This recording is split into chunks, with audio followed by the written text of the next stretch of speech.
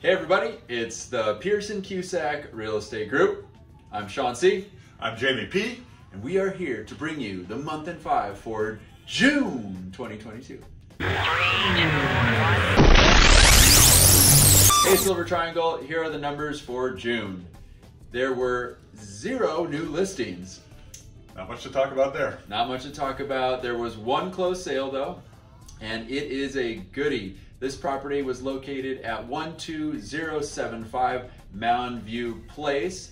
It sold for $6,350,000. This was designed by Rob Diaz. This is a new construction, 6-bedroom, 7-bath home, 6,200 square feet on a 9,576 square foot lot. It had a pool, it had views, and it sold before publicly hitting the market. So it sold off market, so that's 0 days on the market, at a sales price per square foot of $1,024. And for a house that size, that is an incredible price per square foot. Yeah, I think it attests to the quality of the construction. Yeah, if you don't know Rob Diaz's work, he really has it's a very custom feel. He uses stuff, finishes and surfaces that a lot of builders aren't using. Yeah, you don't see it. Yeah, you don't see it in every home. Very unique, artistic pieces, really. Yeah. So, this is a very noteworthy sale for the neighborhood, and we congratulate both the seller and the buyer. Looks like a very beautiful home. Well done. So in Studio City, there were 14 new listings in June. That was down about 26% in May. They were priced between $1,295,000 and $6,495,000, which is an average price per square foot of $972 a square foot, which is up 15% from May. Studio City had 10 pending sales. The average days on the market was 37, so pretty decent. The average price per square foot was $945 a square foot. And that was pretty in line with May. There were 4 closed escrows. The average days on market for those escrows was 10.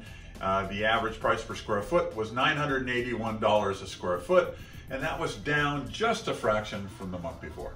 Well, we finally had our shredding event on the 25th, and I promise this is the last time we'll talk about shred it for at least the next 8 months. At least. At least, okay. So, Sean, what was your impressions? I think this was the best shredded event that we've had in the last 4 that we've done at Beeman Park. We had over 50 neighbors this time. That's over 16 drop-offs an hour, and we collected almost 1,000 pounds of papers. That's great. I'd like to give a special shout out to Eli. He was our 6-year-old mascot that became so enthralled with the process that he spent the whole day with his mom there, and he was really helpful. And also to LA Parks and Recreation, who are always so kind and allow us to set up at the park. And not last and not least is our team, Barbara Morden, Nora Fasano, Janine Sable, who worked so hard to make this event such a great success. Our deepest gratitudes. Thank you. Thank you so much.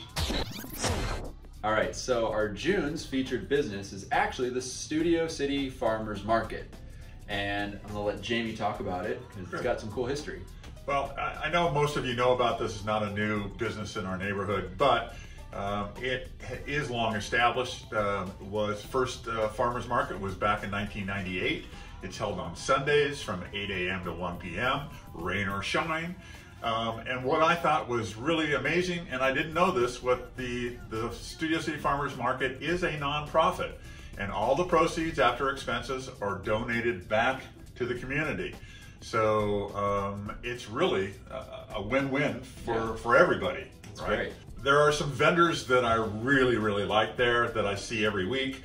Fisherman's Catch, I get my halibut and fresh fish there. Completely Pickled, because we are into pickles, right? Stay tuned. Suncoast Farms for their artichokes, asparagus, Brussels sprouts. Gutierrez Farms I love for their vegetables, and then who wouldn't love LA Fungus, right? When there's a fungus among us, and when you need mushrooms, go there. I'm going to end this with, I think, something that was talked about when they opened, but now it's even more relevant, and that is, if every family in the U.S.